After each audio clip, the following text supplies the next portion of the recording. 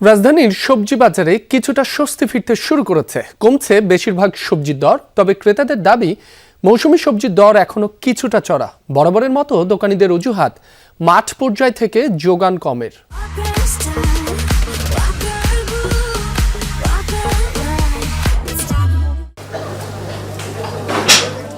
বাজার জুড়ে মৌসুমী সবজির কমতি নেই, তবু আশানুরূপ কমেনি দামের উত্তাপ। সপ্তাহের ব্যবধানে বেশিরভাগ সবজির দাম কমতে শুরু করেছে, যদিও ক্রেতাদের দাবি এখনো বাড়তি দরেই বিক্রি হচ্ছে।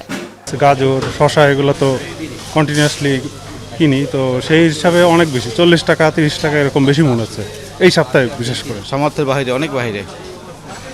তারপরও কষ্ট করে খাওয়া লাগে, বিদায় কষ্ট করে কিনতে হয়। মাস শেষের আগেই দেখা যায় 15 দিন পরেই টাকা থাকে না বাজার করার মতো, এই অবস্থা আর কি।